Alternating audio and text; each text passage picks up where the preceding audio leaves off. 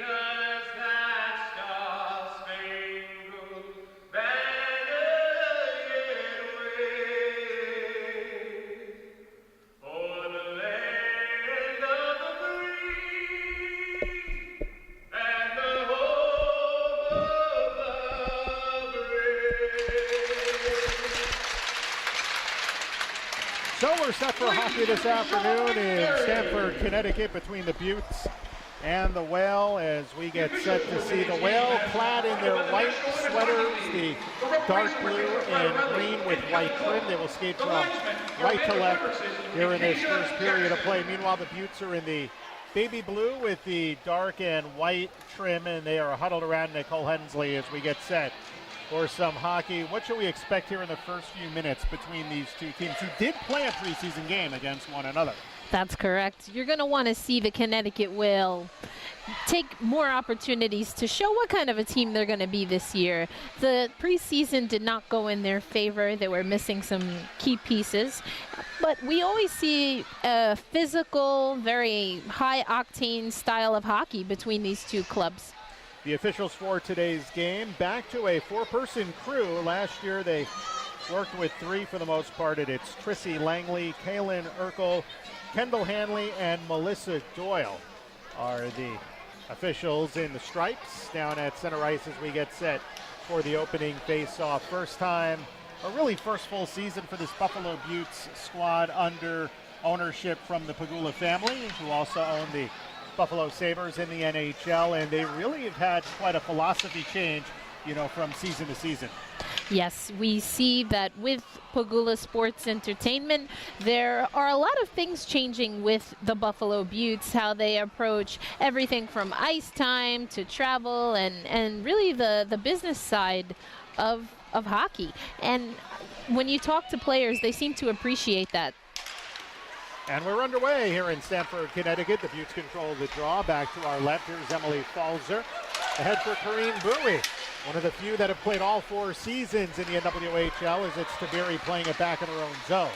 Right now for Sydney Rusler, banked off the boards and through the neutral zone where Edney will chase it down with the icing waved off. Crowd still building here in Stamford, Connecticut. On your broadcast, it may look a little sparse. Actually, a ton of people really have made their way into the bleachers here along the near side. Here's Kelly Babstock with a quick shot. Loose puck in the slot. It sits there, and the Whale will play it out. Through the neutral zone, it is Melissa Sheeran playing it toward the corner. Sheeran, one of a number of rookies on this team, working it along the half wall. Emily Fluke looked to play it back to the point for Beatty. Danny Cameronese, another Team USA standout, chipped it out to center. And now Sam Donovan in number 32 for the Whale will drive the puck in. Utes facing the forecheck. Here's Melissa Sheeran, pass out in front, the shot denied. Loose puck side of the goal and regained by Emily Fluke. Sporting the C on her sweater. And the shot by Beatty is knocked down in the slot and pushed wide. Cameronese in across the line. Pass out in front. Leg save made. Nice stop there on the first save by Mara Raisinen. As it comes out through the neutral zone, Sarah Hewson. She got fronted by Blake Bolden, the former Boston standout who played overseas a year ago back in the States. It wasn't expected for her to be in the lineup until sometime next month, but here she is on opening day. Minute 45 played in this first period, no score. Puck tied up along the near wing side. Sarah Schlensfire lost it from the point, and a shot in off the glove of the goaltender by Maddie Elia.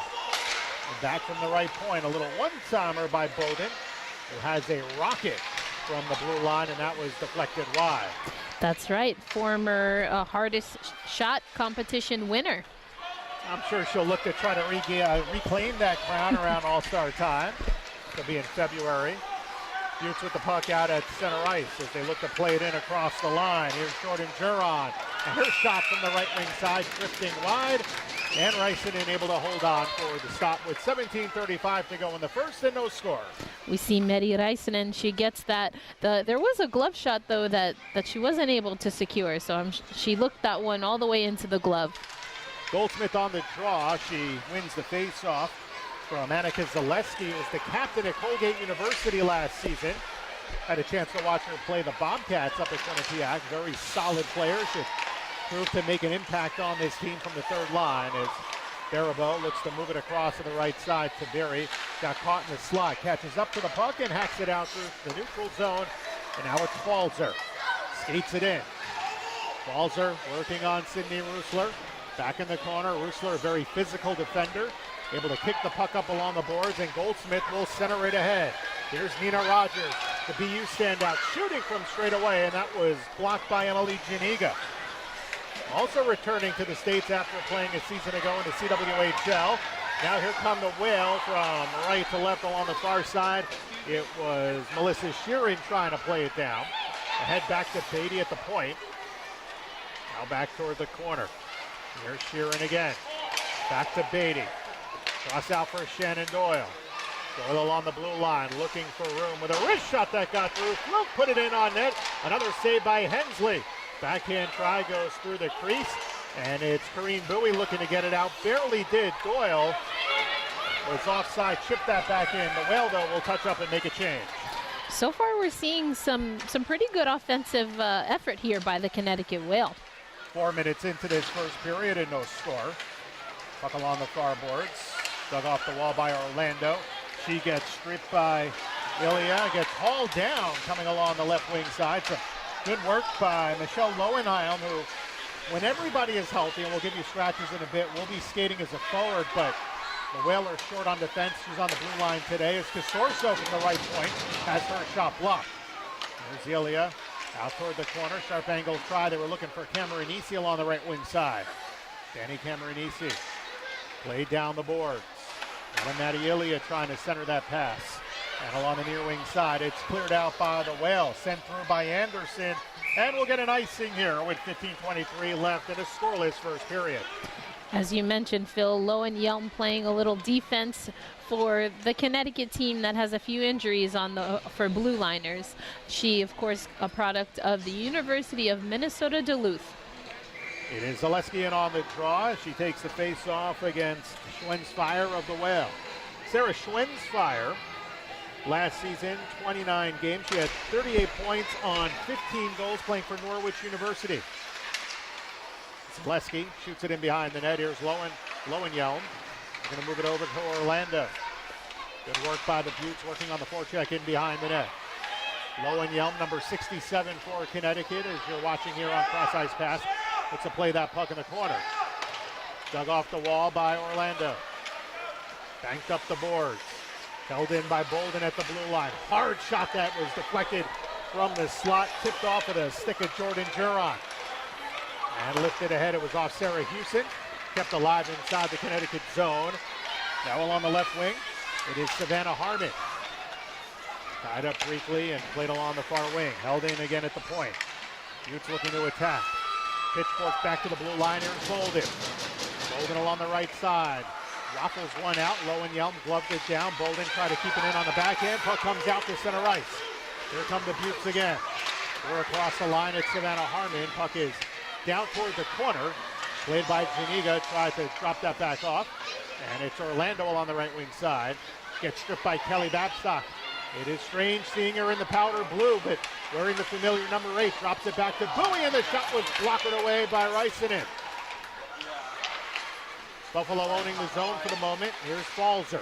Play down the boards and toward the corner. Good drop pass. Janiga found by Kelly Babstock. Played around to the far wing corner. Pinching was Edney. Now it's Janiga. Gets cut off by Goldsmith. Holding in behind the net. Nearly turned it over. Nice little chip over to Lowenhelm. And the Whale play it out to center. And Bowie hauls down Lowenhelm cleanly. Loose at center ice. Here comes Emily Falzer looking and finding Maddie Ilya. She had Skamora, but coming over to cut it off is Orlando. And the Whale get it out through the neutral zone. We're seeing that aggressive style of Buffalo hockey that we're used to, Phil. They're big, they're physical. Not the case for Emily Falzer. Not big, but she is a fantastic puck mover, working with Sarah Edney on that second pairing on the blue line as Cameronisi tried to clear, held in. Roosler at the blue line, got one through in on net, and a save is made by Hensley. Cameronisi, cross ice. Now here comes Haley Skamora in over the line. Skamora looking for Ilya in front, shot, and they score. Beautiful pass across, and it's knocked in for a goal with 12:52 to go in the first. 1-0 Buttes. You can see Meri Rysanen didn't like how she saw that puck. Thought she could have perhaps gotten that save there, but nevertheless, Buffalo gets on the board here in the first period. So the goal comes at 7:08 of this first period. First goal of the season for Maddie Elliott. She had 5 last year and 14 points. And Haley Skamora with the primary assist. 2 of the top 3 co-leading scorers on the team from a season ago. Courtney Kunichika, who also had 14 points for that team, is not on the roster, which was a bit of a surprise for a lot of people watching on today's broadcast. Yes, no Kunichika. She was definitely a great player for the Buttes throughout her time, and I think they still have some roster space open. Never know, Phil. So they give Skamora the lone assist on the Maddie Ilya goal. We'll see if they add a second one later on as the puck is cleared out to center ice. Hannah Beatty is there, and she'll shoot it back in. And they do give Cameronisi the other helper on that goal. She the one who started getting that puck out of the Buffalo zone, leading to the 2-on-1 attack. Puck along the near wing boards as Baribeau will float that toward the corner. Rolls in behind the net because Sorso's there. Back to the right side. Butch looks to skate out with it. Juron turns it over. Shot from the high slot. Rogers puts one in on goal, and a save is made by Hensley. Back straight away for Lowenjaw. Looks to get it through. Lobbed in high. Gloved down by Lisa Chesson. Back out to the right point. Orlando quickly to the half wall. The pass toward the slot. Juron takes it away for the Buttes. Looking to lead Zaleski up the left wing. She'll take it in across the line. Zaleski has just a lot of size. This whole Buffalo team seems to have that throughout their forward groups. She might be the biggest one of the bunch. And as we mentioned earlier, they certainly use that to their advantage. Zaleski listed at 5'10", but she seems to play bigger than that. There are a handful of 5'8", 5'9", 5'10" forwards in this Buffalo group. They love to play physical, bang the body around, get away with whatever they can in terms of the physical play, and they often do. In the far wing corner of the Buffalo zone, here's Savannah Harmon. Harmon was a two-time captain for the national champion Clarkson Club. 2 years as a captain, 2 national titles, so some good experience on that team. 10:45 to play in the first period. 1-0 Buttes on the goal by Ilya as the pass toward the slot for Houston is broken up. Higa tried to clear and knuckles back to Bolden. Now out to the neutral zone. Skating along the left wing is Harmon, able to get it in. And Reisinen will play that back toward the corner for Shannon Doyle. Turned over to Cameronisi with the shot blocked in front. Rebound, score! And that's Ilya's second with 10:21 to play in the period. 2-0 Buttes. Maddie Elia, definitely a player right up there with Haley Skamura, the reigning Rookie of the Year, that made a huge impact for Buffalo in her time, and you see it again here today, Phil. 9:39, time of the goal for Maddie Elia, her second. Danny Cameronisi gets her second point in this first period, and now it's 2-0 in favor of Buffalo. Reisinen just couldn't control that rebound, and then Elia gets it backdoor. Well, the Buttes picking up right where they left off a season ago with that 12-4 regular season mark. Amanda Levier was so strong down the stretch. She was strong yesterday for the Minnesota Whitecaps, a 3-0 shutout of the Metropolitan Riveters. Cameronisi from the corner. And the centering pass broken up as Anderson will chip it up the left wing boards. Was cut off, and an icing is called on the early dump in with 9:53 to go in the period. It's 2-0 Buffalo. As we look at this Connecticut team, Phil, I know that there's going to be a lot of conversation about the new goalies. We see Reisinen. We've got, from Russia, we've got, Sorokina. But I think the forward core on this team is really what's going to make the difference as the rest of the league has continued to get better in the offseason. Just 24 goals scored by this Connecticut Whale team a season ago, averaging a goal and a half a game. And quite frankly, they're going to have to do better than that if they're going to get wins. I think everyone, including Ryan Aquali, Sydney Rooser, are well aware of that. As Chesson with a blast from the point. Nice chest save made by Reisinen, and it's backhanded out of the zone by Sarah Husick. This is a bit of a short-handed Whale roster to begin with tonight. Rachel Aid banged up. Jordan Brickner not in the lineup. She's banged up. Still waiting for the goaltender Sorokina, as well as also Katerina Morozova, who played last season at the University of Minnesota Duluth. So they are all out of the lineup today, and they're all expected to play major roles on this team. Yes, the rebuild for this Connecticut Whale team did look to international talent and players that have played for national teams. And Randy Griffin also, Phil, missing from the roster. She's a healthy scratch for today as the puck is rimmed around the boards. Randy Griffin played for the Unified Team Korea Club in the Olympics, scored the first ever hockey goal in the Olympics for Team Korea, played her college career at Harvard, and had been out of school for quite a while, unlike most of the players in this league that are either right out of school or maybe just a couple years removed. Yeah, no way to get back into hockey than at the Olympics after being out for a while. It's trial by fire, right? You just go right in there, and Korea obviously is the host country for the last Winter Olympics, a guaranteed club for all the sports. So it's not a long history. Randy Griffin gets a goal, which is historic in its own nature. But if you talk to her about it, she says, anyone could have scored that. It was just kind of a bouncing puck. But as you said, she goes did it, right? exactly. Maybe just being a little modest there. Well, media timeout here with 8:19 to play in the first period. Meanwhile, let's take a look quickly at the scratches for the Buffalo Beauts. Jordan Burns not in the lineup tonight. Jackie Greco, both returning players from a season ago, as well as Taylor Accursi. She's out for today. And signed to the roster basically this morning out of Elmira College, Megan Fonforo at 36 points for Elmira College last season. She is also a scratch today, as well as Julie DeTondo, the third goaltender on this team. What kind of team do you have when you perhaps the all-time greatest women's goaltender in hockey history backing up Nicole Hensley tonight and Shannon Zabados? That does not bode well for the rest of the teams in the NWHL. You got to think that it could be a number of things. Perhaps just trying to test out to see who will be the go-to goalie. But, if you're not getting it done with Hensley, and Zabadas is who you've got to go to on the bench, forwards are going to have to get really crafty in the league this year. Yeah, I would imagine, and I know it's game one, but a 16-game schedule. Coach Rick Sealing, Craig Muni, the co-coach, they will find ways to play both goaltenders. You have two Olympians. They need to stay active. That's a key part for their respective national programs. So they'll both play. Feel pretty certain it's not going to be Amanda Levier all but 20 seconds of the season this time around for the Beauts. That's right. And before we get back to action, we got an update. The Whitecaps go up on the Riveters 1-0. Former Whale Amanda Boulier from Shipper, Kate Shipper, to get that first goal for the Whitecaps today. And Harmon from the point putting one in on net. And a save is made by Rice and Boulier going to Minnesota. I believe the entire Yale coaching staff was dismissed after last season. Unfortunately, that meant no assistant coaching job for her in Connecticut, which likely then would have meant the return to the Whale had that still been on staff. So a tough breaking away for the Whale, and it's Minnesota's game. Puck at the point, Bolden straight on to Harmon. Harmon from straight away lobs it, knocked down in the slot.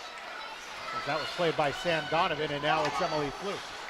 Back across it to Berry from the right side, the Norwich University standout. Lobbed it ahead, knocked down by Emily Janiga, turned back the other way by Babstock. And along the near wing side, here is Fluke. Fluke, the Whale captain, will shoot it in from the near wing side with 7.5 to play in this first period. Fluke was the leading point getter on this Whale team a year ago with 11.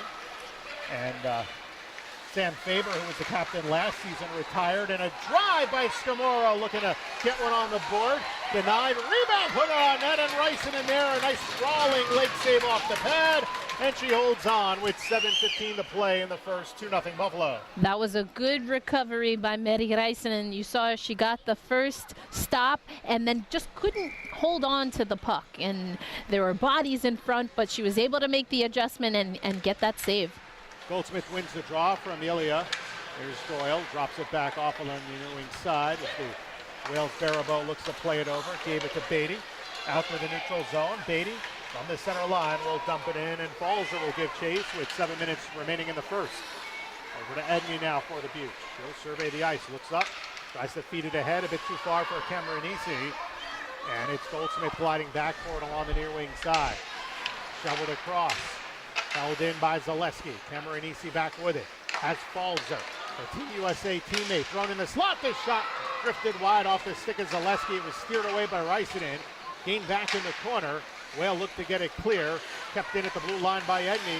Good poke check there by Baraboo. Diving, though, is Edney to keep it alive inside the Whale end. And now Zaleski trying to center in the slot. It was deflected by Orlando. And over with it is Rogers, who drops it back toward the corner. Played ahead along the left wing. And out through the neutral zone, Casorso will go D-to-D for Chesson. And ahead to Iafallo. Out of Ohio State, Iafallo rips one high from the circle. And it rides up the boards. Taking it is Zaleski. From straight on, put it on goal, and a save is made by Ricinen. 2-0 Beauts with 6:03 to play in the first period. Unofficially, Phil, they have the shots in favor of the Beauts, 14-4. Now, unfortunately, this is a trend we saw last season with Connecticut. I thought they started off strong, but now they're going to have to find ways to work from the defensive zone and get a few shots on net.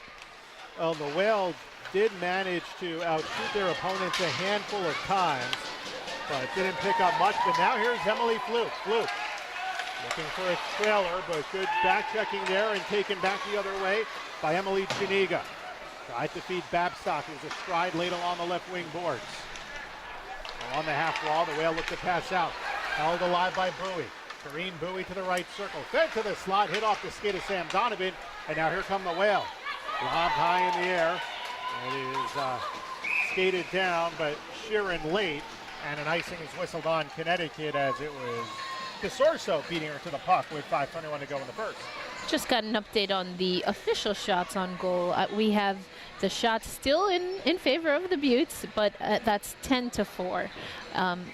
It's unofficially on our scoreboard here as 14, but we have 10-4 as the official scoring.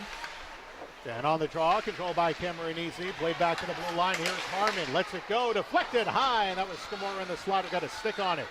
Now Maddie Ilya, back to the blue line for Bolden, drags a wrist shot through and cleared from the slot by Tabiri. Across to the right for Sid Rusler.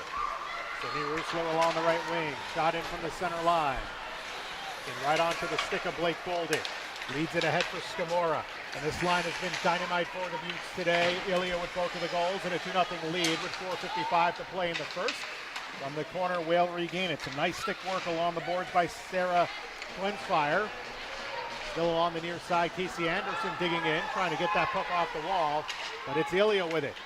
Maddie Ilya in behind the net, around to the left point. And the shot was deflected, and Harmon's drive goes out of play with 4:34 to go in the first period.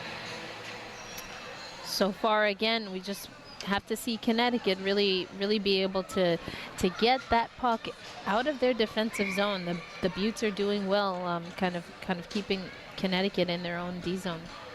Face-off will be to the right of the netminder Ricinen, controlled by Edney at the blue line. Try to chip it down the wall. It sat there briefly. Now Zaleski to the slot for Juron, had it broken up. Orlando with the outlet ahead. Rogers trying to spring Goldsmith. She has it from the wing, and the shot drifting wide with 4:15 to go in the first period. Now Lowenjelm trying to pinch from the blue line, taken back by Zaleski. Moves it ahead. Edney gets it into the Whale zone. Quickly cleared ahead. Cherry picking with Barabo, but the pass didn't click. That allows Hensley to come out of the crease and spin it around for Falzer.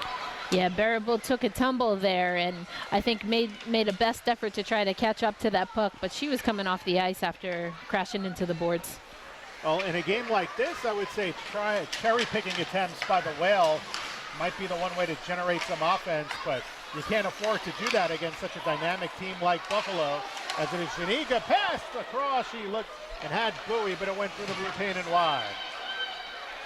Shannon Doyle with her team down by 2. One of the original members of the pod back from season 1. Lobbing the puck in the air. Babstock holds in at the line. Big drive from the blue line, glove high. And a save made by Ricinen with 3:21 to play in the first. 2-0 Buttes. I think Ricinen is breaking herself in this first appearance, her first NWHL appearance here. Yeah, she just got here a few days ago. That's right. Practiced late in the week, had an extra skating session yesterday, so really not much time to adjust. The Buttes have had a full camp, but the backhand shot by Scamora is stopped, and we have a penalty coming up, the game's first, with 3:15 to go in the period as Sydney Rusler and Maddie Ilya coming together in the slot. We have a hooking call. And that might be no surprise to those who've seen Maddie Ilya play before. She likes to mix it up. I like that she gets a little physical. I think a la perhaps a Madison Packer. I think opponents take exception, but she plays her game and she plays it well. Well, Sydney Rusler is the penalized in this case, and she will march to the penalty box. 16:45 so, is the time of the penalty on the Whale. Forgive me there, Phil. You think she's going to have a little talk with herself, being player coach, now that she's in the box? Well, you know, Sid plays a physical game. That's no secret. When she worked with me last week on a Quinnipiac Bobcats broadcast, we were talking about that. And she was, we were in the room with Cass Turner, the Bobcats coach, talking a little bit about one of the Quinnipiac freshmen in Courtney Vorster, also very physical along the walls, likes to throw the body around, and Cass Turner compared her style very favorably to Sid Rusler from when she played with the Bobcats.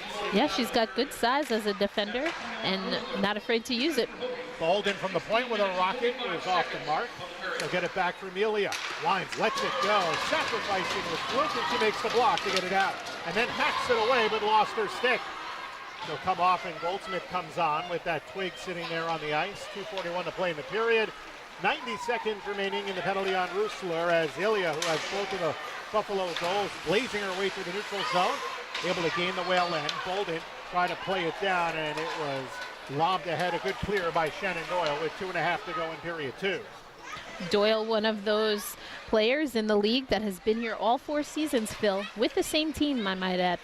That number's starting to dwindle a bit there, Erica. You know, season 2, a lot of returners.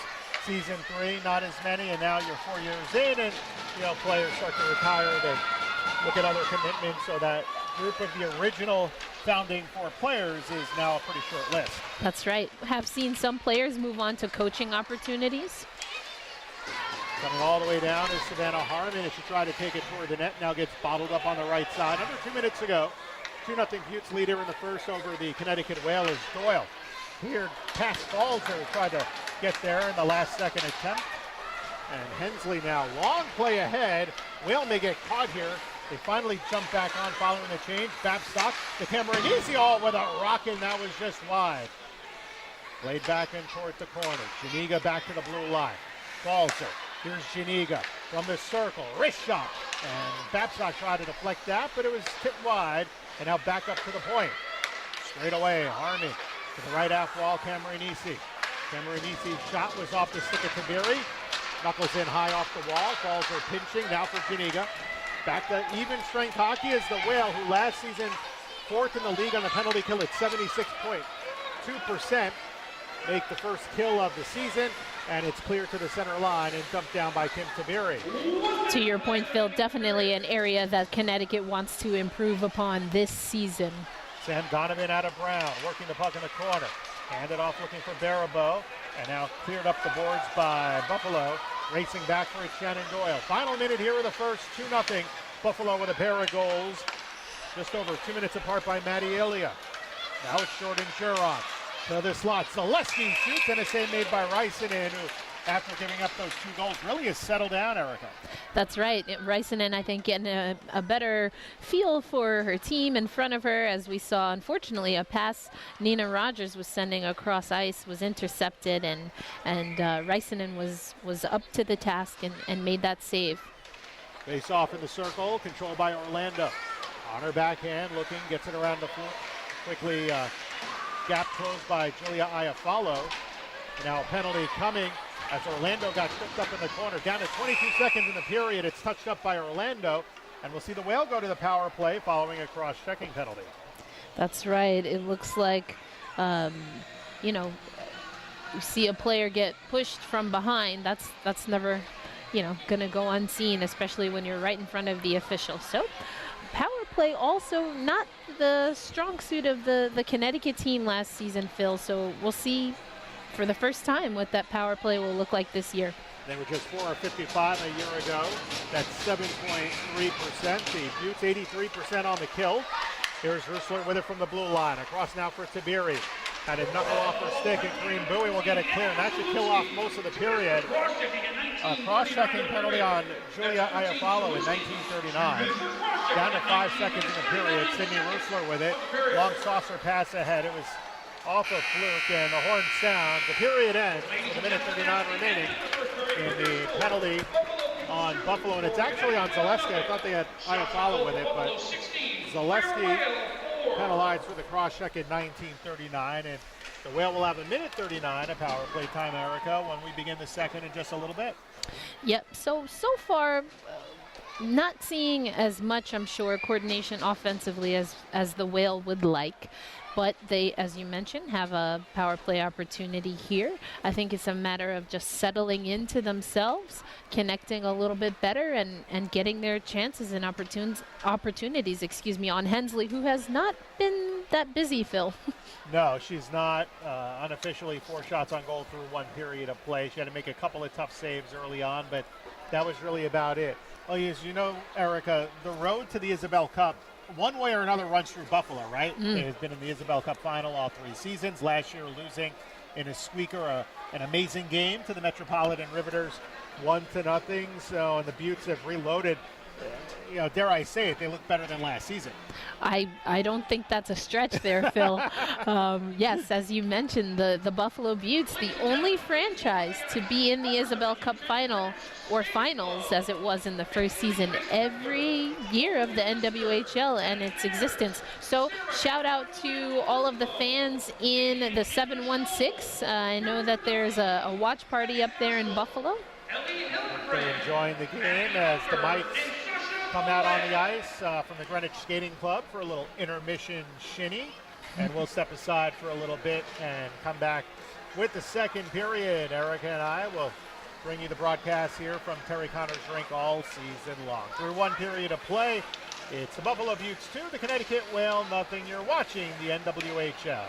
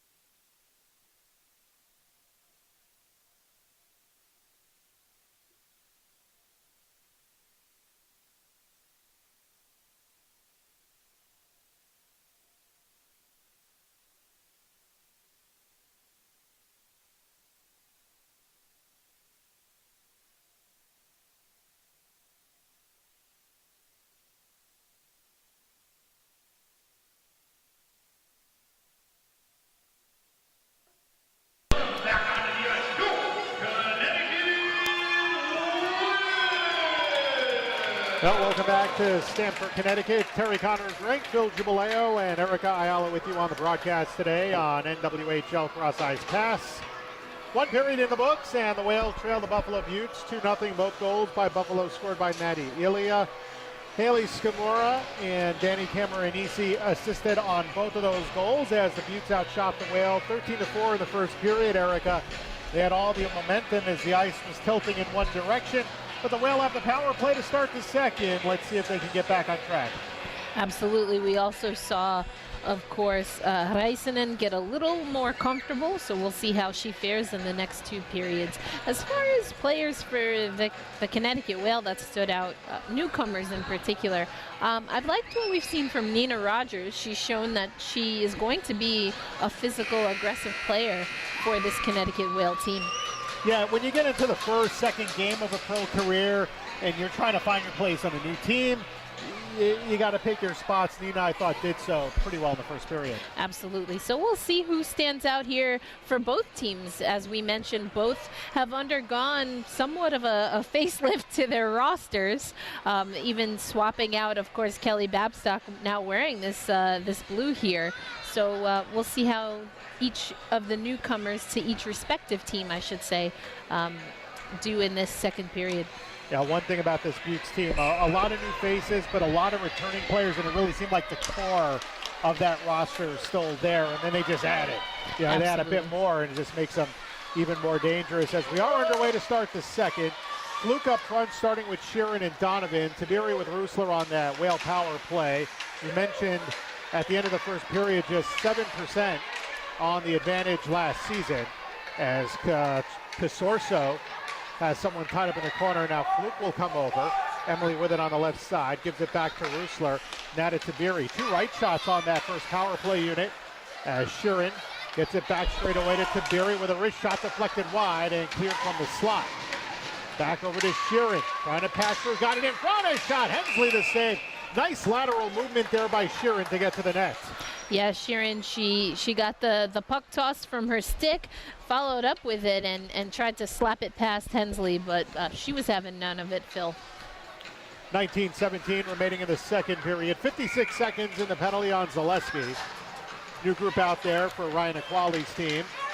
Goldsmith won the face-off, then had her stick lifted by Ilya.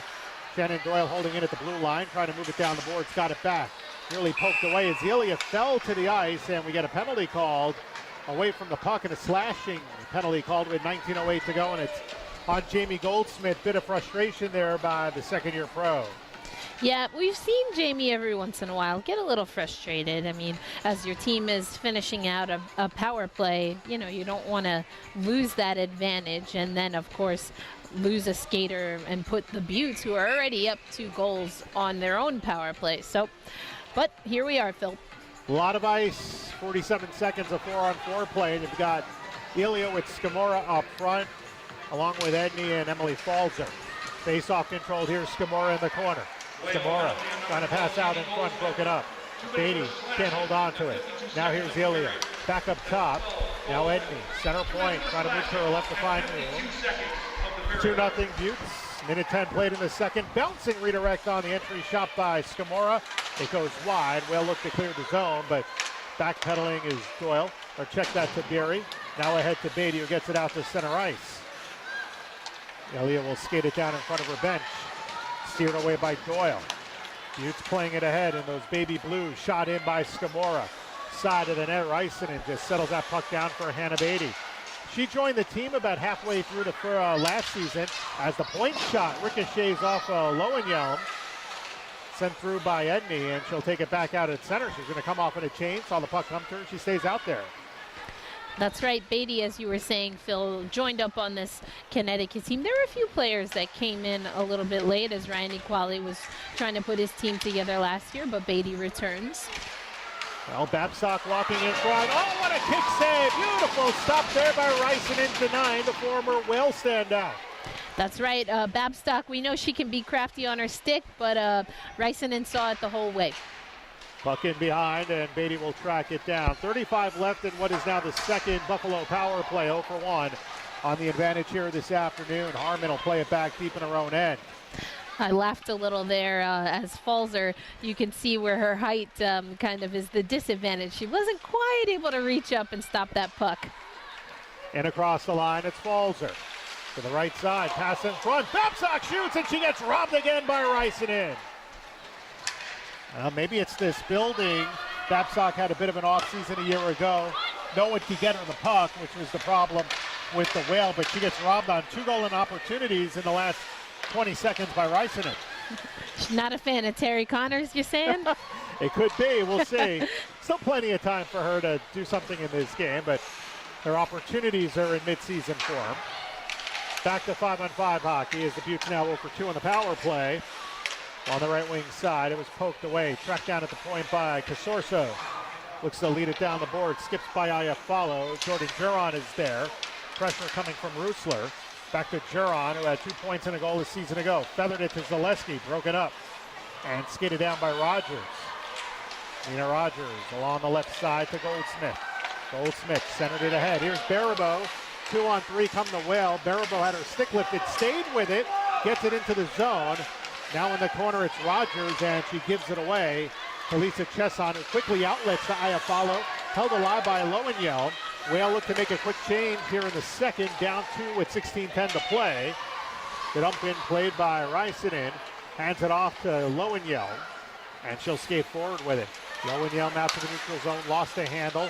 Moved ahead by Falzer as it knuckled back, and then Edney will shoot it through, and an icing is called as Orlando had a step on Janiga with 4:05 played in the second. 2-0 Buttes. And as we have mentioned, these two teams, they like to play fast. That is on trend in this second period so far. Faceoff will come back into the Buffalo zone. Donovan out there to take the faceoff.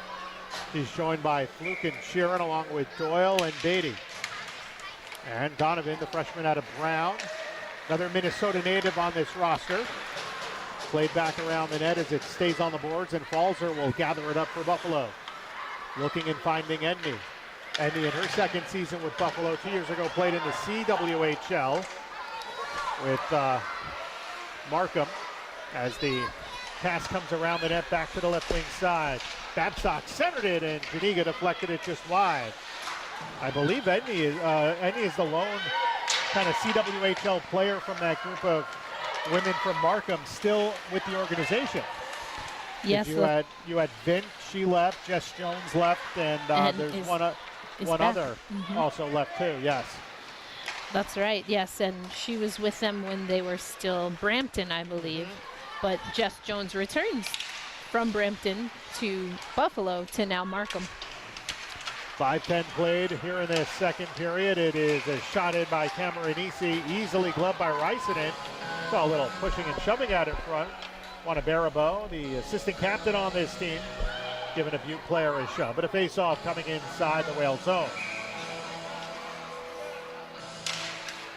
And Iafallo losing the draw to Connecticut, but it's Scamora battling Tiberi in the corner. Behind the net now for Cameronese. Shifted over. Now pinching deep and working it deep is Harmon. Hands off to Ilya, who has Buffalo's goals today. Both coming in the first period, her first and second of the year. Drops it back to Harmon. Looks to make her move. Tiberi tried to body her to the boards. Harmon keeping her feet moving, got it toward the corner. Lost the puck though in the slot. And it's Goldsmith trying to get the puck out to center. Whale just having trouble trying to move in transition as the Buttes drive it back the other way. And we get an icing here called on the Buttes. And you can hear folks in the crowd yelling that that puck hit the stick that was center ice. That perhaps led to that icing call. Well, if so, now they're talking about it, the refs, and they'll drop the puck at the center ice dot if they agree. It looks like that's highly likely. Oh no, they're going to put that face-off back inside the Connecticut zone, which is something you normally don't see. Normally they would bring that back out to center ice, and I think Emily Fluke isn't very happy with it. Yeah, now we see that the Whale are checking in. Well, Emily Fluke has to come over the boards or risk being called for too many skitters on the ice. She escapes to the bench. Chesson looking, taking the pass, shooting one, helmet save made. What a stop by Mira Rysanen right off the bucket as it's held in at the blue line by Iafallo. Yeah, she shrugged that one off with her forehead there, Phil. That's a Katie Fitzgerald special. I think she did that at least twice Intentionally. yesterday. Chesson from the blue line, shooting one in and got to net. And Rysanen makes the save with 13:52 to play in this second period. 2-0 Buttes. We may have to ask her. We may have to ask Medi if that was intentional or not. I don't know why you would. Goaltenders, I guess. I don't know. I don't think I'd want to take a puck off the head, but you got the helmet, I suppose. That's what it's there for, testing it out. You know? Make sure it works. Exactly. If it doesn't, you got a big problem. That's right. It's a custom helmet. She's got to make sure it's good to go. Off the draw, controlled by the Buttes. Here's Falzer. Babcock at the half wall, looking deep for Janiga. And they have a penalty on Orlando for cross-checking. So 6:08 of the period. It is now the third power play. Didn't catch that penalty on Juice to see what happened there, but the Whale find themselves shorthanded. Janiga had a couple of whacks at it, and from both denied by Rysanen, and had a good clear by Connecticut. And I think it's Orlando in the box there. So Orlando in the box for Connecticut. Back along the right side at the blue line, it's Falzer. Across now for Harmon. Point shot blockered away by Rysanen into the corner. And Babcock will play it back up. Harmon tried to feed it down low. Hit off a Whale stick, and it comes right back to Babcock. Babcock, 50 points in 3 seasons of Connecticut Whale hockey in the NW. As it is Janiga. Pass shot is denied. It was deflected by Rysanen. And from the near wing side, Goldsmith able to muscle the puck out to center ice and push it from blue line to blue line. But back the other way quickly with it is Corrine Bowie. As Taberi tried to slap that around, she shanked it. And Bowie plays it back to Bolden. Look out for that shot. Instead gives it out to Scamora. Back to Bolden. One-timer, and the Rocket comes off the boards. Look to get that back on the return pass by Elia, but it misfires and comes all the way through. Now Scamora quickly as she took the pass from Hensley. Scamora, Elia, back up top. Bolden shooting, blocked by Donovan, and it goes out of play. And I just want to point out to the viewers there, Phil, that there was a shot that Rysanen was able to stop, and Babcock was right there back door, but it was Joanna Barab who picked up her stick and really eliminated a shooting chance for Babcock. So I think it's fair to say that her former teammates have the scouting report on her, keeping an eye out on her on the ice. 18 seconds remaining in the penalty on Orlando. 12:10 to play in the second. 2-0 Buffalo. The third Buttes power play. Scamora straight on to Bolden, top of the left circle, back up top. Scamora thought about sending it through. Bolden does, misfires. Comes up the boards, and Scamora will keep it in as time ticking away on that Orlando penalty. Ilya in the corner. Chip back to Annika Zaleski. It's back to 5-on-5 hockey, and the Whale have killed off all 3 Buffalo power plays. The puck is loose in the slot and cleared out by Emily Fluke right as Corrine Bowie was nearing a chance to try to one-guy that through below the hash marks, and we see an icing with 11:38 to go in the second period. That'll bring the face-off back the other way. Well, it's a home-and-home series of sorts. These two teams will play on the 13th. It is the home opener for the Buttes up at Harbor Center. So that'll be an interesting return engagement next week. Certainly a big crowd expected up in Buffalo at the Buttes home. Has been since day one for Buffalo. Just a really nice rink to play in for them. Great facilities. The Pegulas in the offseason did a lot to redress their locker room, and they have a beautiful renovated room. But right now the Whale have a 2-on-1. Rogers offside, passing to the left. As she had Sheeran, an odd skater opportunity. I think the Whale got pretty excited that time. Yeah. I think they saw something that just got, as you said, a little too eager. But more looks like that, Phil, is what the Whale will have to pull together to get something on the board here in the second period and beyond. Janiga won the face-off, but it's Lowenjelm getting to it along the left side, and she ices it. Nope, they'll wave that off as Chesson will play it deep.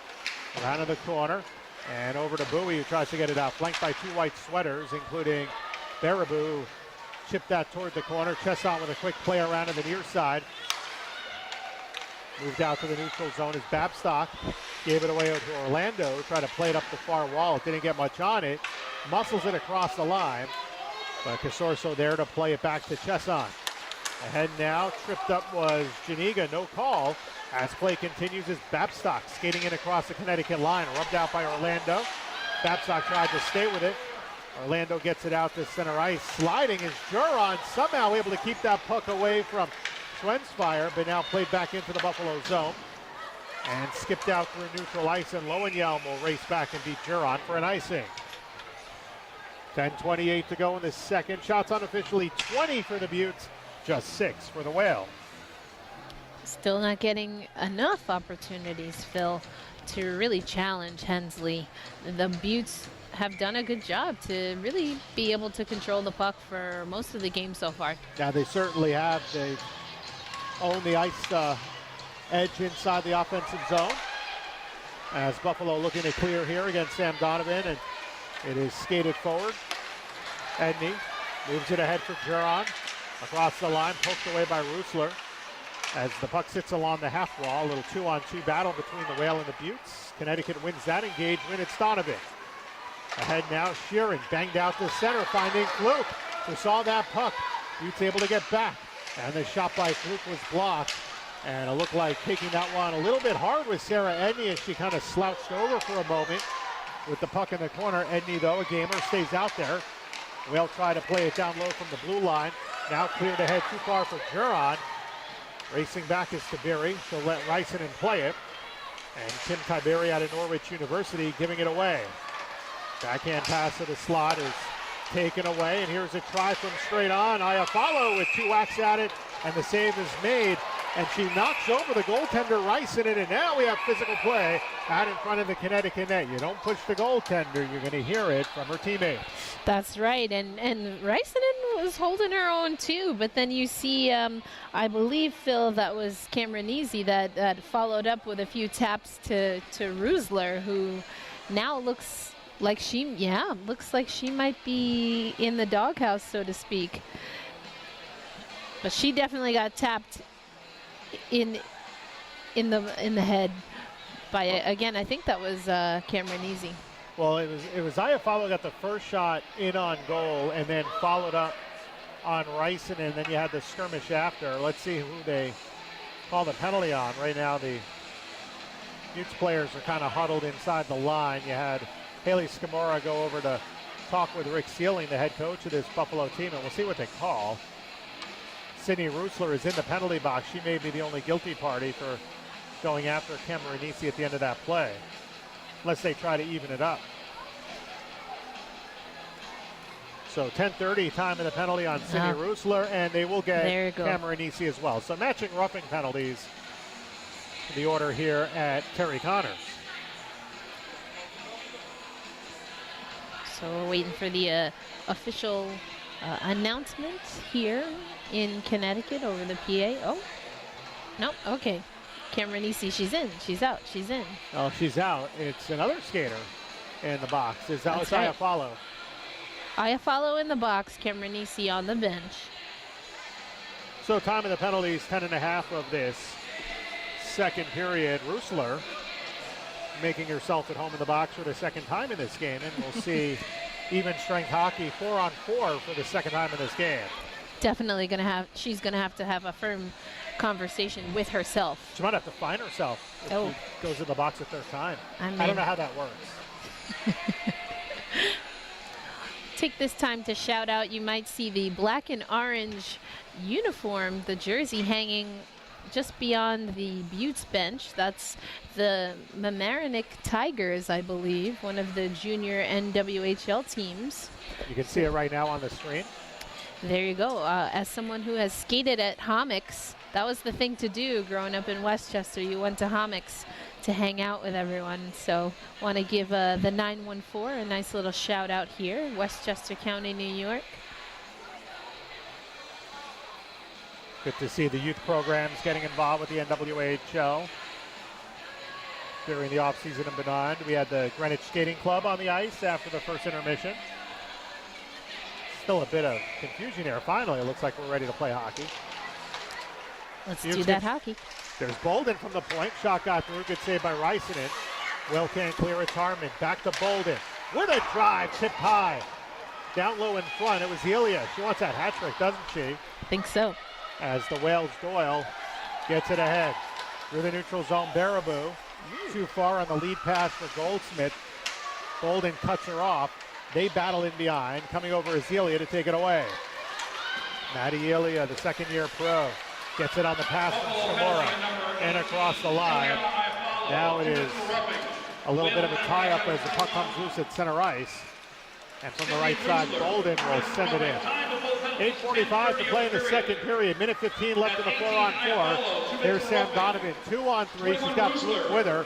Cameron Nisi met her down the boards, and Lisa Chesson takes the puck away. Gets it around to Casorso, banked up the wall off Elia. Comes out to the center line, and Lowenjelm will pitch it back into Buffalo territory with 8.5 to go in the period. Lukin on the forecheck battling. Took control of it, steers it up the boards.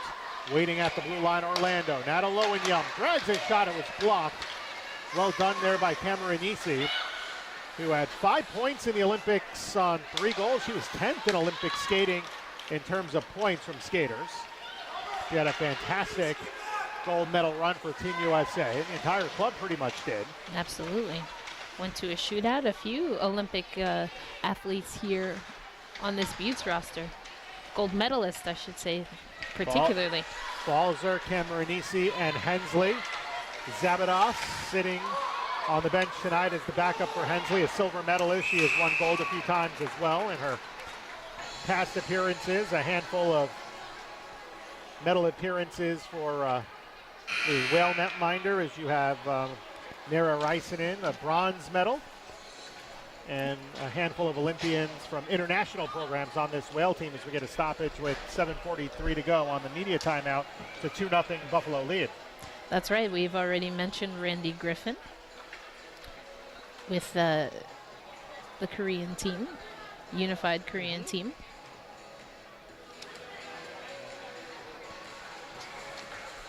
So 13 seconds remain in the 4-on-4 between the Buttes and the Connecticut Whale again. It's a similar story to what we've seen in previous games between Connecticut and really whoever their opponent is. In this case, they're even having trouble just generating shots. Part of that is a lot of new players on the team trying to kind of gel a little bit. Part of it is Buffalo just being darn good. Absolutely. A combination that has not gone in favor of the Connecticut Whale. So thinking of the opponent, as you said, that's ever changing, but there are some things I'm sure that the Whale will want to clean up after this first run in this 2018-19 season. Well, coming out of the media timeout, the face-off will be back in the Connecticut Whale zone as the Whale finish up their media timeout. Ryan Aquali talking with them, along with assistant coach Sydney Rusler. You have a few other Whale players on the bench. Rachel Aids on the bench. Jordan Brickner is on the bench. Laura Brennan, who is not on the roster. She was the third goaltender a season ago, but she has a lot of coaching experience too. She's on the bench today. So Ryan Aquali has a lot of help. I'm sure he would like Aid and Brickner on the ice for this game. He doesn't have their services as they're both a little bit injured. Yeah, because that would potentially move Lowenjelm up, get some more offense. Exactly, as the puck is shot in from the right side. A big blast by Corrine Bowie. Nice save there by Rysanen. Lobbed in from the point. It was blocked down by Beatty. Played back to the corner, and Beatty comes away with the puck. Tied up along the boards, and Corrine Bowie will come in and dig that one off the walls. We come up on 7 minutes to play in the second. Here's Corrine Bowie back to the blue line for Edney. Edney along the left wing. Kaya follows. Hung up there by Beatty. Back to the point. Falzer ricochets one. Directed a little bit wide off the stick. And now you have both teams battling along the right side. It was Sheeran along with Corrine Bowie. And here's Edney now. Throws it deep to Ilya. Has Edney along the half boards. Gets it to her at the point. Shot blocked by the leg of Doyle. Comes back to Skamora. Kicks it down the wall herself. Gets back to the puck. Hands off now to Cameronisi. This line has generated both of the goals. Now to Bolden with a rocket from the point. That ricochets off Ilya and off the corner wall. Ilya looks to get it back. Doyle anticipating the pass, cuts her off, and a much bigger Maddie Ilya has Doyle pinned to the boards as Hannah Beatty takes the puck back in the far corner, moves it ahead for Sheeran, tries to escape. Cameronese got dumped down to the ice as she couldn't get her skates back on moving forward. And here is Cameronese in deep with under 6 minutes to play. Pass out high slot. Harmon got tripped up. Ilya got to the puck and pulled it wide. And now here's Hannah Beatty as the Whale has just sat in their own zone here for the better part of 2 minutes. And again, that physicality of the Buttes and the size really on display there as we get another penalty that will work in favor of the Buffalo Buttes here, Phil. Yeah, you had Ilya tripped up in the corner. The penalty on Hannah Beatty, who had all sorts of difficulty trying to get the puck out of the zone at 14:20 of this second period. So Hannah Beatty goes to the box. Fourth power play coming up for Buffalo. Hensley showed off their speed trying to get back to the bench there, Phil. Here's Very Falzer impressed. with it at the blue line. Slap shot deflects to the corner. Babstock there. A highlight of this game has been the Connecticut penalty kill. It's looked pretty good as the centering feed by Falzer was tipped high by Emily Janiga. Well, looked to get the puck clear. Thrown back in deep. It's Janiga. Back up top to Falzer. Falzer to the right side. One-timer by Harmon was knocked down in front. The forwards are Cameronese along with Janiga and Babstock. It's Cameronese now. Over to Janiga. Shoveled back up the wall. Good anticipation by Baraboo, and she sends it down. As you mentioned, it's been a highlight of this game so far, but also you're going to want Connecticut to figure things out and utilize their size adequately so they're not in the penalty box. Cameronese takes it all the way down and enters the Whale zone. Behind the net, Donovan tries to rub off the much taller player. Cameronese there. Oh, nice stick work there by Donovan to poke that away and quickly flips it out with 4:35 to go and 56 remaining in the penalty on Shannon Doyle. Or Hannah Beatty, check that. They have 6 up on that scoreboard. It's 16. There's Lowen Yelm from in front of her net. Nice clear by the rookie as the Buttes will start back in their own zone. Hensley settling it down for Bolden. It is Bolden with Ilya Zaleski, along with Skamora and Karine Bowie, and a turnover in the neutral zone. Fired down along the far wing boards after the stick check by Shannon Doyle. Once again, Buffalo will try to start out from their own net. 15 seconds remaining in the penalty on Beatty. Racing through center with it, Skamora. Walking toward the slot, try to put it back in the forehand. Wobbling puck, and it's Ilya. To the corner, up the boards. Hanging on to it is Karine Bowie with her backhand. Penalty is over, back to 5-on-5 hockey, and now the Buttes 0 for 4 on the power play with 3:35 remaining in the second period. 2-0 Buttes ahead on a pair of goals by Maddie Ilya from back in the first period at 7:08 and 9:39. Will send it in, and Hensley will melt it down in front of her crease with 3:26 to go in the second, and a rare offensive zone faceoff for Connecticut coming up. Again, want to go back to good on the Whale for being able to kill off that penalty. Showed a lot of energy there on the penalty kill, but you'd like to see them be able to utilize that in their offensive zone and really make some chances for themselves as opposed to always having to defend. It's Casorso around the net to Chesson. Up the boards to Kelly Babstock. The center ice, puck sliding in front of the line. It comes back and Casorso will skate it in.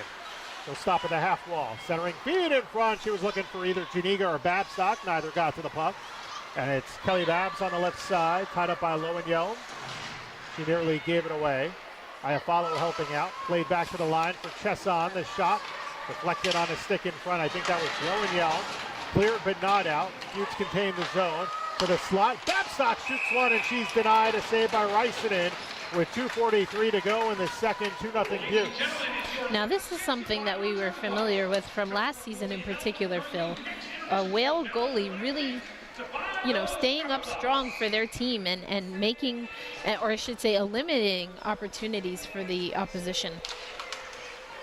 Off the draw, it's Eddie. Absolutely. I mean, Rysinen looks like she's in midseason form. A block by Baraboo, racing after it. Hensley comes after it, and she plays it deftly to the right side for her Team USA compadre, as stop was made there by Baraboo, who got back to the puck at center ice, got tripped up.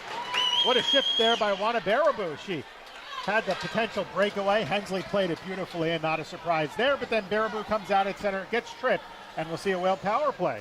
And you see Emily Fluke coming onto the ice as Baraboo's coming off. Juice says she's known, and Fluke just embraces her, gives her her props for her, as you said, that excellent effort that she put in for her team. Oh, the penalty is on Skamora, and it is the second power play for Connecticut in this game. We'll see if they can do something on this advantage as we're late in the middle frame. Whale didn't generate anything offensively on their first power play. Here they come from left to right, led by Donovan. Into the Buffalo zone. Agnew with that long reach, able to dig the puck in off the boards. Played it around to Falzer, lobs it high, glove down by Rusler. Slaps it across to Sheeran right side. Lobs a pass out in front, shot by Fluke, and a big save made by Hensley. That was a good-looking opportunity, Phil, by Connecticut, but Hensley saw the puck the whole way. Well, best chance, and Nicole Hensley, the 5'6" netminder out of Lakewood, Colorado, a big stop. Fluke shaking her head as she comes off the ice. She knows that was a great opportunity. It was a great chance, and she even said that pass wasn't super crisp, it got through. It was a good feed by Sheeran. Fluke had great positioning and still managed a decent shot, but Hensley was able to square up to that puck, and I think that made the difference there. Absolutely. Nina Rogers backhands it across. In the corner, it's Goldsmith. Ahead to the point for Doyle. Doyle trying to find some room to send that through. Winds and holds, has no room. Across to Lowenjelm after it tipped off of Goldsmith. Minute 10 to play in the period. 45 left in the penalty on Skamora. Wrist shot from the wing, knocked down by Hensley. It was sent through by Beatty. And Buffalo looks to clear it. A good pass by Iafallo finds Zaleski. And Zaleski back to Harmon to have 3 of the 4 Frozen Four captains on this penalty kill unit from different teams. Able to get the job done clearing it, but the Whale come right back in. Here's Tiberi with it along the right side. Kim Tiberi skating down in the corner, moving really well, coming around, pass in front, looking for Donovan. It was tipped by a Buffalo stick. 35 to play in the period. 5 left in the penalty on Haley Skamora. Tiberi with it at the blue line. Moves the right side. The shot from the wing by Sheeran off the board. Fluke had someone in front, and trying to complete that was Donovan. Couldn't get to it. And here comes Buffalo. Cameronese motoring in. Cameronese walks in front, shot. Big save made. Falling on the puck is Riceinen, and it's still a 2-goal game with 12.2 remaining in the second. Riceinen got that first shot with the pit of her arm there and was able to knock it down to the ice and eventually cover up, as she was kind of doing a little topsy-turvy there, Phil. Well, the Whale had some good scoring chances on the power play, their second, which was something we didn't see the first time around. Off the draw, comes back to Chesson. 10 to play in the period. Point shot blocks. Skamora shoots, and Doyle got a piece of it as it goes into the net. Both teams picking up here as we finish out this second period, Phil. The shots unofficially are 29-8 in favor of Buffalo. 4 of those Whale shots coming here in the second period, matching their first period total. 16 shots for Buffalo as the horn sounds. And we're through 40 minutes of action here in Stamford, Connecticut with the Connecticut Whale. Trailing Buffalo 2-0, but a solid second period as the shots actually are 30-7. So 17 for Buffalo in the second, just 3 for the Connecticut Whale. A couple of those chances generated on their second power play. Buffalo owned the Connecticut zone throughout, but I thought the Whale did an admirable job. They couldn't get exits. That's the thing. They get pressured on the forecheck, pinned deep in their zone. While they do have a lot of returning defenders, they're lacking that I can take the puck and skate out with it, because trying to chip and chase isn't working for them through 40 minutes of play. That's right, Phil. Again, that's just, is it that we have yet to see this team with a complete roster and figuring things out? Is that going to be a deficiency for this team? It's certainly something, one way or another, they're going to have to figure out. Yeah, absolutely. And, is that Brickner or Rachel Aid? I thought Aid at times last season was pretty good. moving the puck. Shannon Doyle, as a fourth-year veteran, a lot of experience, should be that player to move the puck out. Might take her a little bit of time to get into game shape, but you can see it on the other side when you look at Emily Falzer. I mean, come on, gold medalist. She's able to move the puck. She can take it, go cross ice, and you see it from some of their other defenders as well. They all have the ability to take the puck off the boards and just skate out with it. They don't have to pass out of the zone. When they do, they make that first good exit pass, and you have the strong forwards able to puck handle as well.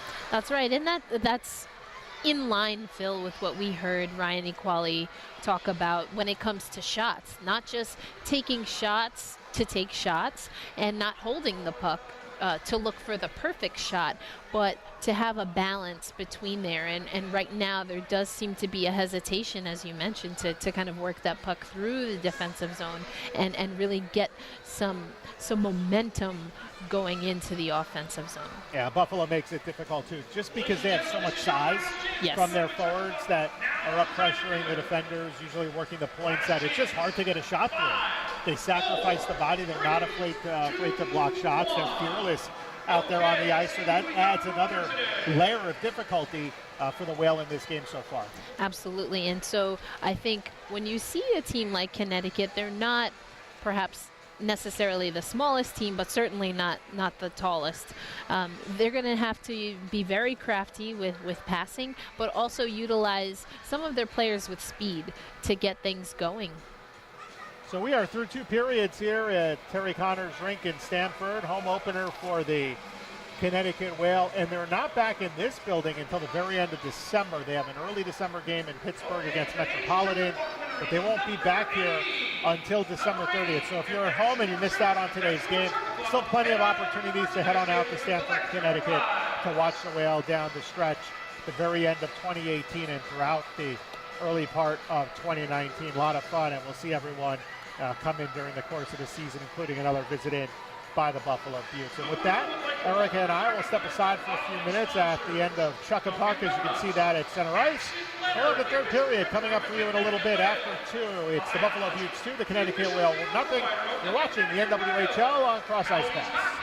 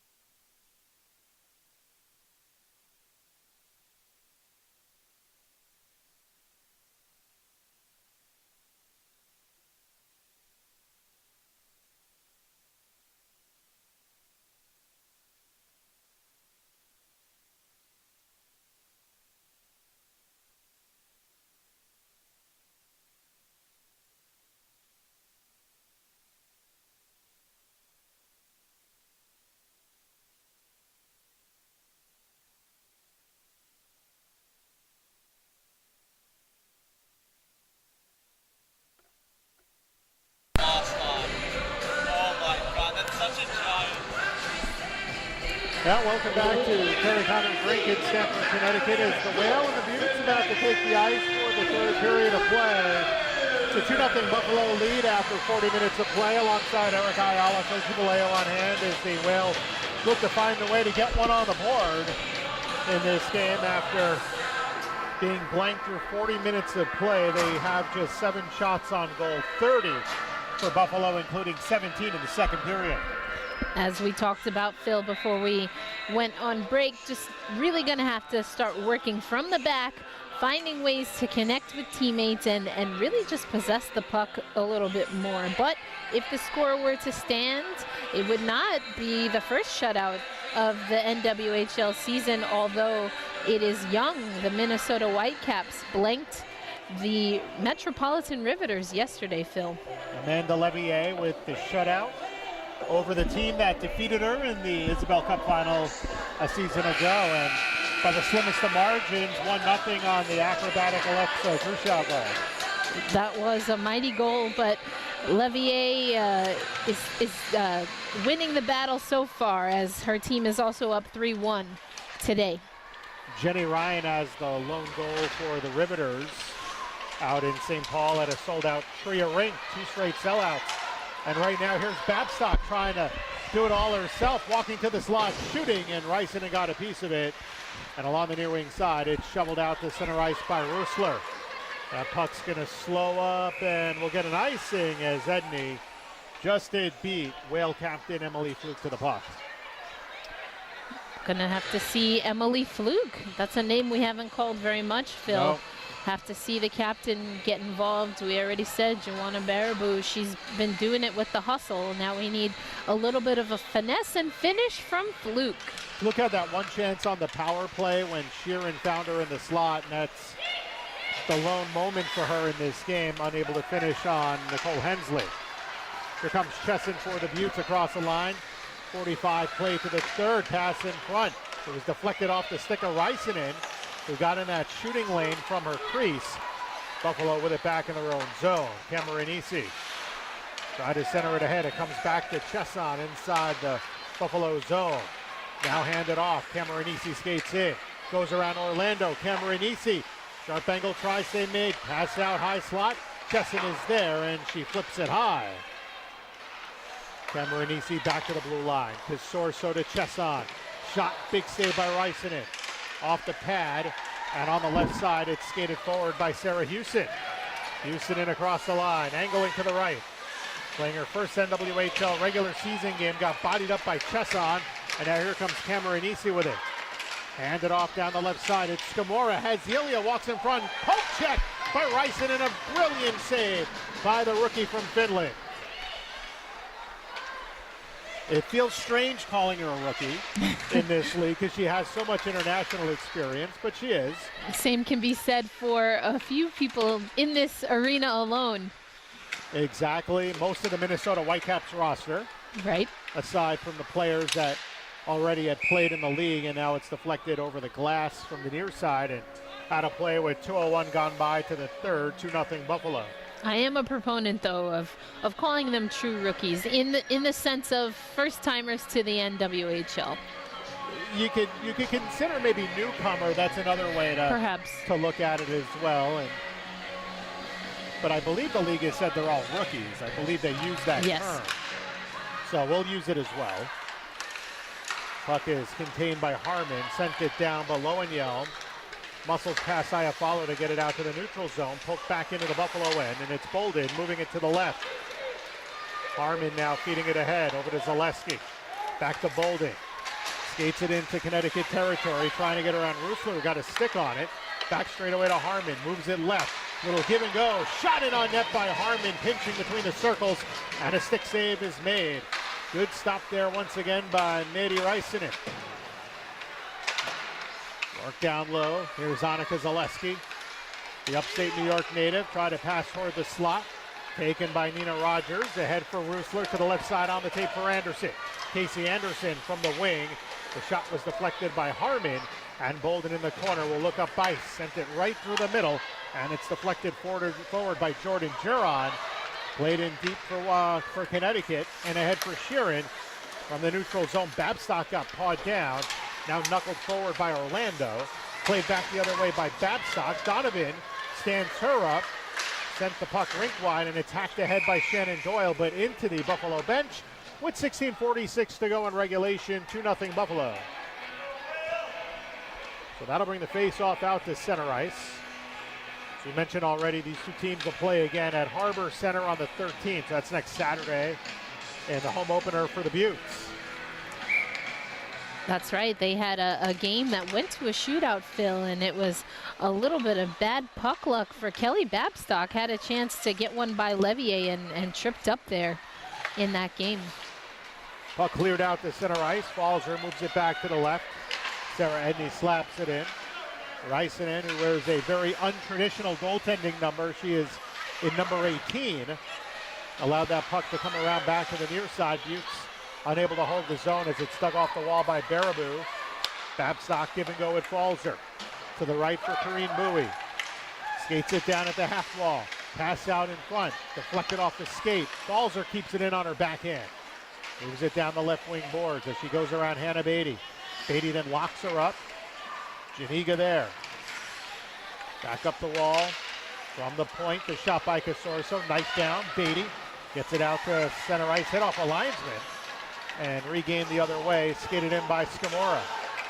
And now a nice move. Scamora to the backhand. She scores.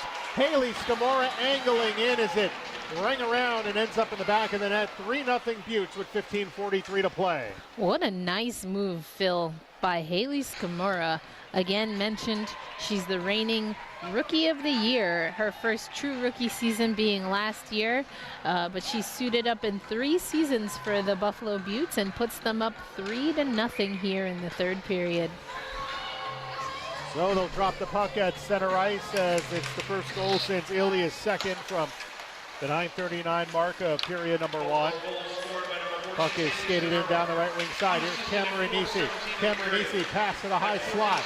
Little shot there by Lisa Chesson is blocked. The goal is considered unassisted for Scamora. Maddie Ilya on Lowenjell, who strips her. Behind the net now, coming over to help is Orlando. Shovel to Rusler, skips past her.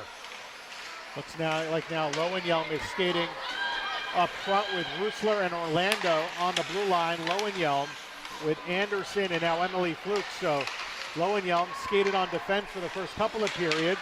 Ryan Aquali looking for some offense, put her in front, and now a shot by Iafallo from the top of the crease was pushed wide. And we call that out, you know, with having short on the blue liners. Lowenjell not available as a forward, but Aquali switches it up for the third period. You can shorten his D crew here for period number 3. Just go with 4 or 5. Orlando lobbed up ahead a little bit too far for Sheeran, and now Sheeran takes it in across the line. Sheeran moved it to the right, but Annika Zaleski was there, and she's on the other team. So the Buttes come out. Good rink-wide feed for Iafallo. Iafallo walking to the slot. Pass left circle. Shot. Big save made. It was a blocker stop off the try from the left wing circle by Savannah Harmon. Stopping there is Doyle. Doyle looking up ice. Long pass ahead for Fluke, and it's played down by Blake Bolden, who delivers rink wide, and the angle played by Beatty. You can see here in a game like this, Erica, the Buffalo Buttes with an experienced roster, some newcomers, including a few Olympians, and they've been practicing for a while. I think they started camp before the other teams, maybe around the same time as the Whitecaps, but those two teams, and you can see their success in this opening weekend, certainly with all of the extra skating that they did during the month of September, has helped them out as the puck is iced by the Whale. That's an excellent point, Phil. There was a great article in The Athletic Minnesota about just that, and how the Whitecaps, they are a storied team, right? Independent team, had more than a roster full of talent, but opted to go with a free agent camp to solidify their NWHL roster. So the puck carried out through the neutral zone, a trip at center ice that goes unnoticed. That was Sarah Houston trying to maneuver through the neutral end, and now Bowie will play it back to Falzer. Across now to Babstock, softly for Janiga. Janiga tried to come back to the forehand. She slips to the ice. as Bowie kept it in, and Edney looks to give it back to her. Lowenjelm battling in the circle. It's Skamora now who has the goal to go along with 2 assists. 3-point game for Haley as the full second-year pro, albeit she played in the Buttes playoff run back in year number 2 of the NWHL when the Buttes won the Isabel Cup. Is battling on the side. Anderson now with it, and she'll pirouette and get the puck out, and that's an icing on the whale with 12:42 to go. And you called out Emily Janiga. I just want to remind Buttes fans that Janiga, this is a return to the Buttes for her. She played with the Vank Rays in the CWHL, and that team consolidated with the other team based in China in the CWHL, and Janiga has returned to her home state. She had 14 points on 6 goals in 28 games for the Vanka Rays last season. 2 years ago with the 2016-17 Buttes, 11 points on 6 goals, as a key contributor in the playoff run for Buffalo. Point shot by Casorso, and it looked like that was stopped by Ryson, and she does glove the follow-up from the left wing by Chesson with 12:16 to play. Ryson again looking sharp for the Whale. That opportunity by Skamura, great individual effort. She was able to juke her defender and beat Ryson. But again, Ryson in her debut has looked good. Gonna have to see more of that as the year goes on between Ryson and the rest of the goalies for the Whale. Gerard looking to feed Chesson, cutting to the slot. Doyle plays it in behind the net. More the Whale having trouble getting it out, but now here's Sheeran, a 2-on-1 potentially with Fluke, but Chesson, such a crafty veteran, played that really well with her stick and then slows her up in the corner as Donovan battling for the Whale. But Julia Iafallo manages to take that puck away from her, pinching down from the right side. It was Doyle to contain it, but it's Casorso now for the Buttes, looking to make that first pass off the far boards, and too far for Iafallo. Will get an icing as Doyle goes back for her. You mentioned Chesson from The Ohio State University, 2014 Olympian and Isabel Cup champion with the Buffalo Buttes.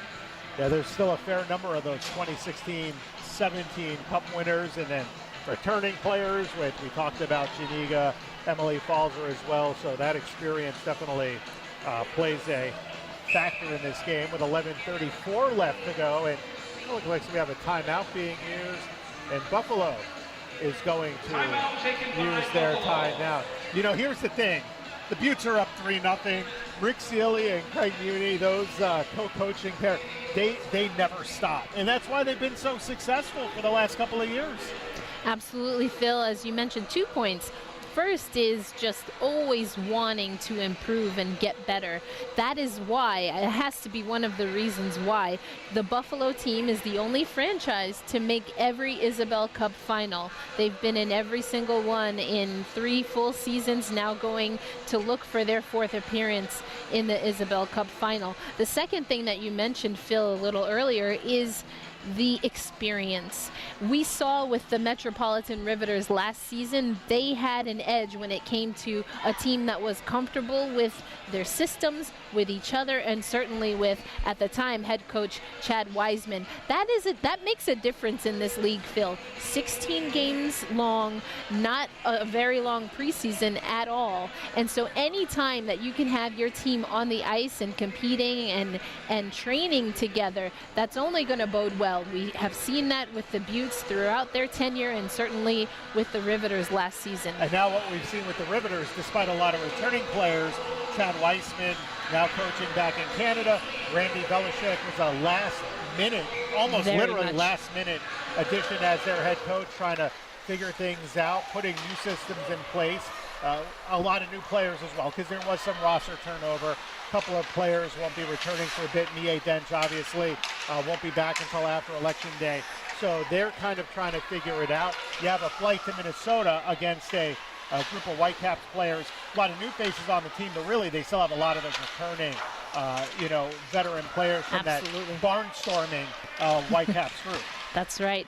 And then compare that to the Connecticut team that for the 2nd year in a row has really revamped their roster. Different vibe here with Ryan Aquali going the international route. We haven't seen much in terms of systems changes. We'll see if that happens as the point shot from the right side came through by Bolden, but it was blocked in front. Now a try by Zaleski, bouncing through the slot. Nicely played by Baraboo off the skate as she moves it to Taberi. Rink-wide pass on the tape, finding Goldsmith across the line with a wrist shot, and Hensley makes the glove save as Goldsmith, I think, just trying to vie for an offensive zone draw. But it's interesting here because you have the international flair, but a lot of the women played in U.S. schools, so they probably have a bit of experience going with both types of styles.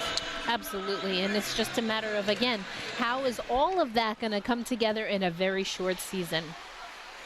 10:25 to go in this third period. 3-0 Buttes on top as the puck is tied up along the half boards. Ahead to the point, little one-timer. Ricocheted wide by Rusler. And lifted out of the zone by Corrine Bowie, finding Janiga, angling in. Janiga tried to toe drag the puck sitting there. Babcock wanted it, but Lowenjelm played it nicely. Couldn't get it out, though, as it's gloved down by Edney toward the point. Around the boards, Babcock muscles out along the near wing side. Babcock on the backhand trying to walk in. Pushes it back. Edney with a shot. Clanked off the post as Edney got it through. Edney back with it, left point.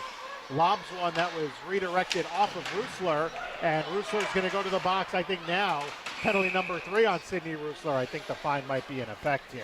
Yeah. After that, as she boarded Janiga, held her really, and then knocked her down with 9:42 to go in regulation, and we'll see the 5th power play for the Buttes coming up. And you wonder, with as much time as the Connecticut team has spent, again, playing defense essentially, not very much with the puck possession.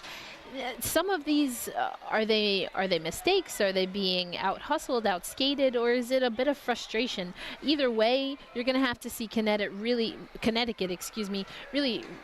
clean that up, because they cannot afford, although they've been doing very well on the kill, you can't afford to have a team like a Buttes team, or moving forward to what Minnesota we've been able to see them do on even strength, let alone on a power play.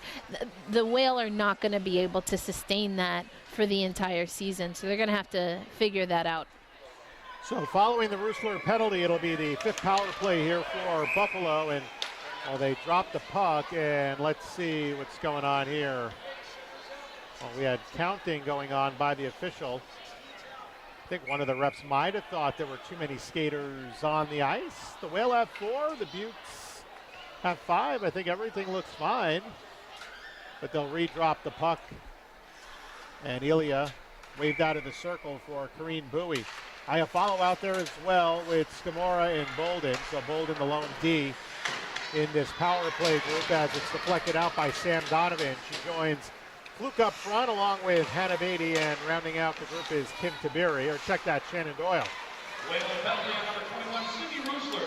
So Rusler to the box for slashing at 10:18 of this third period, as the Whale get it back and sent through by Doyle.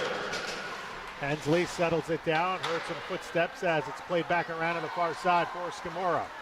Scamora out to the neutral zone and across the line, holding from the side. Worked on by Orlando. Back to Ilya, who has 2 of the 3 goals. Scamora with the other, and it's Haley Scamora with it now to Corrine Bowie with a rocket, and it was off target. Back out to the blue line for Bolden. Now down the boards. To Bolden again. Wrist shot to Iafallo. Cross ice pass through the crease. Ilya there, back straight away, and now moving to the left is Bolden. Forced down to the corner after it was nearly poked out of the zone by Goldsmith. 50 seconds remaining in the Rusler penalty. Well, with some good work along the boards, but Ilya able to power the puck behind the net. Goldsmith there, got it ahead to Fluke. She barely did just deflect that puck out to center, and it falls her back with it. Over to Ilya. Well, now in the neutral zone, the Buttes playing with it as they go back into their own end, and Falzer will start the breakout, moving it ahead to Cameronisi. Now to Babcock, 2-on-1. It is Babcock walking to the slot, tries to wade out, and the shot was pushed just a little bit wide as Rysanen stacked the pads and didn't give her the bottom half. Now it's Babcock again, and that shot gets blocked. And here's Falzer with it as time ticks away on that power play. Down to 10. Harmon gets away from Baraboo. Cameronisi from the side. Threads the needle down low. Janiga had it briefly. Hacked away from her. Cameronisi is there. Well, 5 for 5 on the kill. as Falzer makes a nice move, walks around Donovan, goes to the slot, then gets knocked down, and the Whale get a huge clear. And the puck is stopped for an icing, and then Lowenjelm goes down and falls hard in the corner, but pops back up and appears to be okay. See Lowenjelm really trying to get down there on the ice as the power play was ticking down. Unable to beat out the Buttes there, though. 7:29 to go in this third period. 3-0 Buttes on top of the Whales. The faceoff will be to the left of Mira Racinen, but it will be the Whale using their timeout. So likewise, we saw the Buttes use their timeout following an icing, and now the Whale doing likewise. And I wanted to just go back to, Miri Räisänen again, looking pretty good. I think she'd want to fix a few things from her debut performance, but she was able to deny Kelly Babstock. So at least for now, Phil, the drought for this debut for Kelly Babstock as a member of the Buffalo Buttes continues. So as we get set to wrap up the first week of play in the NWHL this season, the Whale congregate once again, and they will huddle up as they've done at every break and timeout for a little bit of team building. And you can hear Emily Fluke, the new captain of this Connecticut team, just her second year, but catapulted herself into veteran status right away. That's right, and she's got some heavy shoes to fill, or should I say vocal cords, with Anya Badalino no longer on the bench. She can get pretty loud, so I guess Flukey's going to have to take that over. Oh, Anya, the director of the Players Association for the league, I saw her tweet earlier. She had both games up, watching Minnesota and the Riveters, and then viewing this one as well. And a lot of NW fans are doing the same thing on a Sunday afternoon, watching both games which started at the same time. I'm sure she has us on audio, though, so hey, Anya. We'll see if we get a tweet out if she was watching us. A nice move by Sheeran, trying to walk it pass across, and never did get to Sam Donovan at the doorstep. Under 7 minutes to play in regulation. Whale down 3-0. Shannon Doyle up the boards to Sheeran.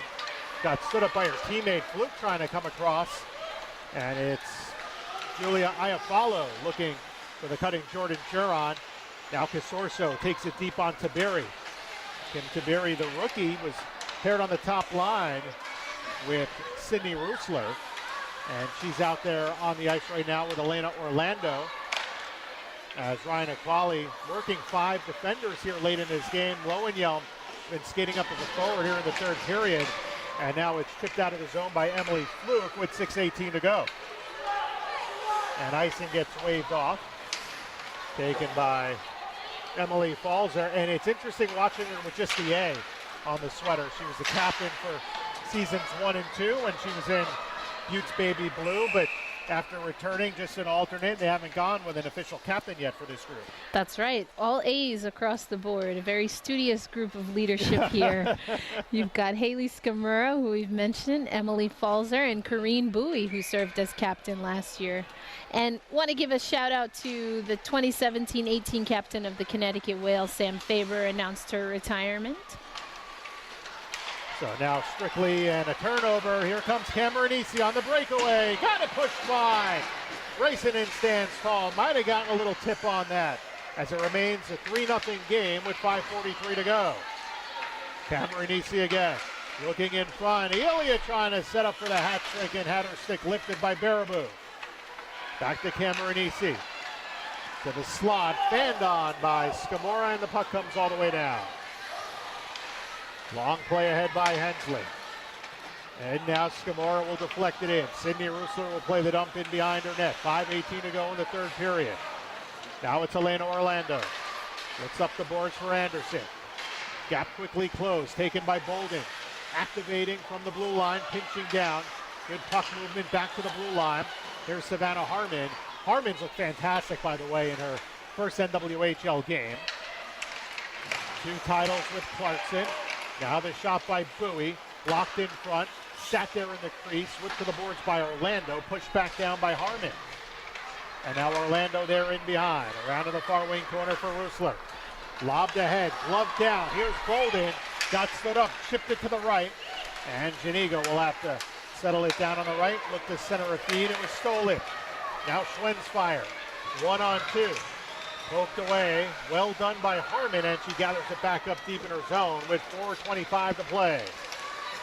Through the neutral zone, it's Harmon. Great puck handling, Harmon. Walks in front, got pushed aside. Well done by the veteran Doyle. Gets it ahead to Fluke. Pushed down the boards, but gathered back up by Casorso with 4:10 remaining. Casorso out to center ice. Skates in across the line from the circle, the shot. Bouncing puck save, rebound, put it on net. Another stop by Rysanen after a hard whack at it by Annika Zaleski. And now pinching is Juron. Tied up along the boards. Played to the slot by Zaleski, but gathered back up. Well to the center line and sent down. Along the near wing. Played ahead for Juron. Off the skate of Annika Zaleski. Poked away. And now lifted. Juron was trying to cherry pick a bit at center ice, but we'll get an icing called with 3:27 remaining in the third. Make it 3:26. Utes up 3-0. And Phil, I'll take this moment out to give Sam Faber, a special shout out. She tried to call us out for not mentioning her, but we got you, Sam. We got you. Everyone gets a little time. Did she call you out before you said something, or after, and she just missed out on it? Before, and then she reneged her tweet, so we're all good. There we go. Coach Sam helped my daughter start skating a little over a year ago, gave her first private lessons, and now my little one's playing hockey, so there you go. And she adores Coach Sam very much. As the puck out at center ice, skipped by Sarah Houston, 3 minutes to go. Scamora skating in across the line, finds some room, walks in front, pass looking for Ilya, and she scores with 2:53 to go in the third period. It's 4-0 Buffalo. And let's see, Scamora leading away. She might have scored that herself. I thought Ilya, sitting at the top of the crease, might have had a piece. It looks like 2 goals apiece for Scamora and Ilya today. Honestly, it could have been anyone there, Phil. We weren't really sure what was happening. I don't think either team did until they looked over to the officials. But 4-0, the Buttes are making a statement in this game, that's for sure. It is Scamora's goal. And again, an unassisted goal for Haley Scamora. She made an amazing individual effort just to work that puck down. And now it's Cameronese, who has a couple of assists in this game. She wants one. She wants a goal. Gets it around to Ilya with 2:25 to go. Back to Scamora in the corner. Around now, Cameronese. Yeah, it only stands to reason, Phil. Her Liney's over here have got 2 goals apiece. She wants in on that. You're like, where's mine? Like, I scored 3 in the Olympics. I should be able to get one here on an afternoon like this. But she's played a good game. Everyone has, really, for Buffalo. Hard to single out just 1 or 2 standouts from this roster.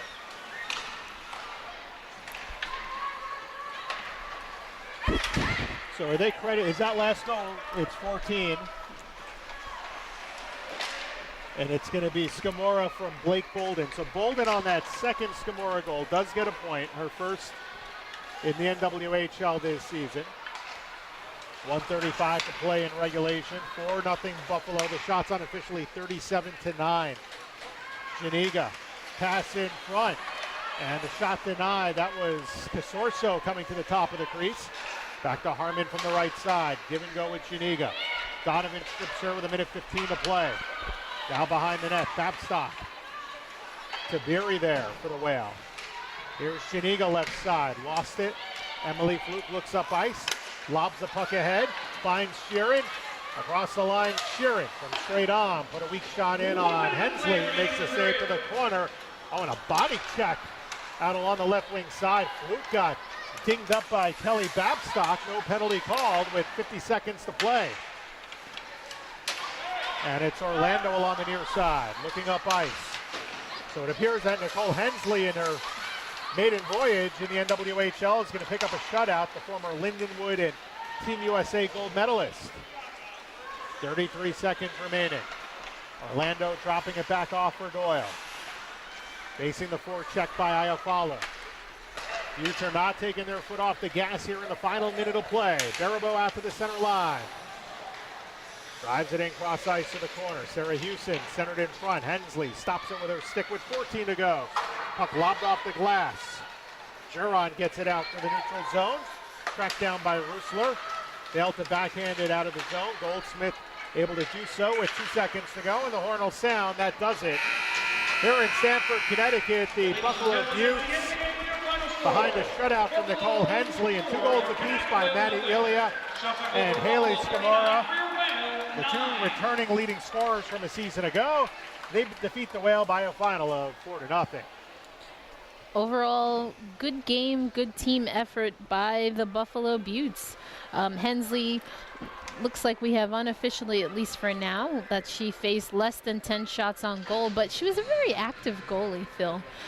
Playing the dump-ins, playing the puck behind the net, trying to move it for sure, absolutely. Was doing that throughout the game, making that first pass when she needed to. That's right. From behind the goal. You also called out Harmon. I think Harmon, we saw Bolden do what, unfortunately, the Connecticut defensive core and really just overall were unable to do, and that's really be able to not only move the puck effectively, but also be aggressive at the right times. And so this is a Connecticut team, as we mentioned. They've had a lot of turnover. They have a few things that they're going to have to draw up, but Meri Räisänen made her debut. I mean, I've said it a few times already, but I think she had, a very good debut on her side as well. She really did, and she was the number 3 star of the game. You don't often see a goaltender that gives up 4 goals as the 3rd star, but if you think of her play, especially in that second period, she kept the Whale in this contest to be down only 2 going into the 3rd. That's on the back of Räisänen. She really was splendid tonight. You look at the goals in the 3rd period. In fact, you look at all the goals that were scored. One was a backdoor on a rebound that she just wasn't able to get to. Ilya's first goal, Scamora's first goal, just amazing individual efforts. And then the second Scamora goal, just a massive humanity out in front, whacking away. And it was Scamora, the last one, to kind of tip that in. And, it's hard to really blame Räisänen for those goals tonight. Think about the fact that she showed up here late this week, had 1 practice, a little bit of skating time yesterday with Coach Ryan Aquali, who apparently didn't shoot the puck hard enough for Räisänen's taste. She said, shoot it harder. Ryan Aquali's like, that's as hard as I can shoot. He's, former NCAA college standout many years ago, but he can shoot the puck, and, she wanted more. Well, she got it today from Buffalo, trial by fire in the NWHL. I would imagine with regular rest and a regular schedule, she's going to be even better, and she was darn good tonight.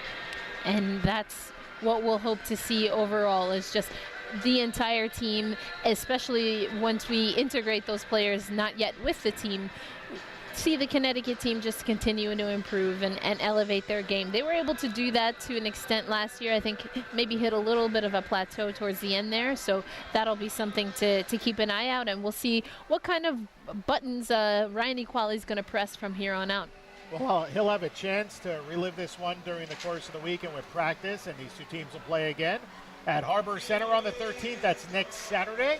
If you are up at Harper Center, I'm sure you'll enjoy the game up in Buffalo. If not, you'll be able to watch the game on all NWHL games or broadcasts either on Twitter or on YouTube. So, check the website for viewing, and you will see that coming up next Saturday, and should hopefully be a good one, and perhaps we'll see the Whale bounce back next week. We sure hope so, and it'll be a while before we get to see them here again, but looking forward to being back with you, Phil, for Absolutely. This season. Well, I won't see you until the end of December. The next home game here at Terry Connors is December 30th, so I will be here with you for that, but we'll be watching from afar as the Whale have a lengthy road trip with a neutral site game in early December in Pittsburgh against the Metropolitan Riveters. So they come back every week, but you say, oh, it's a 6-game road trip or quite a long time away from home. That's right. In terms of gameplay That's for right. the Connecticut Whale. So this next stretch really could determine how their season ends up. Absolutely. I will, though, be there for that neutral site game along with Matt Falkenberry. So we'll have some Connecticut Whale broadcast representation in Pittsburgh. Fantastic. We'll have you carry it for that afternoon as the Whale and the Riveters will do battle in Pittsburgh. That game usually does very well. And that'll do it here from Terry Connors Rink in Stamford. For my partner, Eric Ayala, I'm Phil Jubileo. Once again, your final score. It was Buffalo 4, the Connecticut Whale nothing, and you've been watching the NWHL. Have a great Sunday, everybody.